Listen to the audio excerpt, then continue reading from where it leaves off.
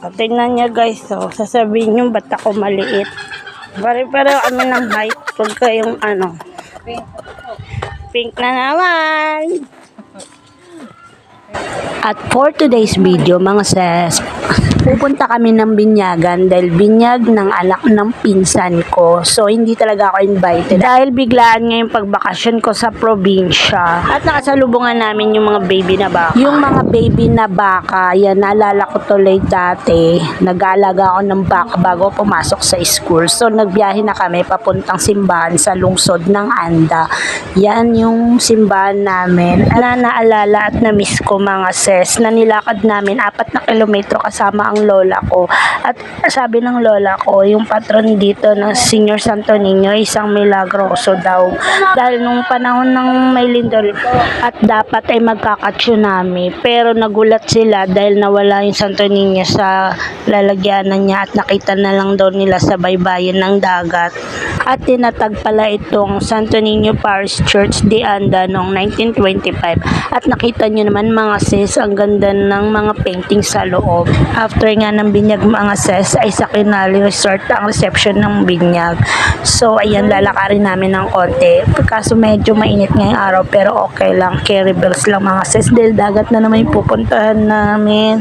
Ayan. At nakarating na nga kami sa venue mga sis. At dyan, grabe, nakita ko na naman yung dagat. Nanghihina ako sa kristal na tubig at ang puti ng buhangin. Parang gusto ko talaga maligo. Ang lugar po talaga namin dito sa Anda ay pinakadulong lungsod ng Bohol. So, kung pupunta po kayo dito, magta-travel pa po kayo galing sa Tagbilaran ng 2 to 3 hours at hindi po talaga siya masyadong matao kasi sadyain po talaga siyang puntahan dito. Pero ayun, may nakita akong 2 afam na nagpipictorial kahit sa sobrang init dahil sigurado ako hindi nila mapigilan yung sarili nila dahil sa sobrang puti nga ng buhangin at linis ng dagat dito. Kaya simula na ang lafangan namin dito at syempre hindi mawawala ang lechon. Diba? Ang sarap ng pagkain. Pumila na nga ako mga sis at ito ngayon nakuha akong pagkain at busog na naman ng lola nyo. At after kong kumain ay sumilip na naman ako sa dagat at naglakad-lakad ako kahit sobrang init. Pumunta ako dyan sa may parang cottage na maliit at sumilong ako. Tapos parang gusto ko na talagang lumango. After nga namin sa binyagan mga sis, wala kaming kapaguran magpipinsan at pupunta na naman kami sa Ubay at yan ang mga kasama kong pinsan. At pupuntahan namin yung isa naming pinsan na may farm sa Ubay. Isilipin namin yung farm niya at makigulo kami. At ito nga after 1 hour namin biyahe ay nandito na kami sa Ubay. So nakigulo na naman kami at kumain kami ng butong. You know, butong is an buko.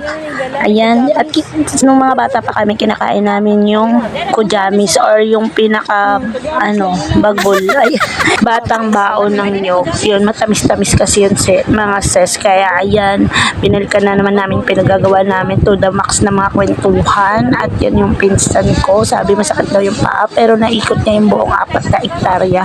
Nang makakain niya dito sa farm, ay kinain namin.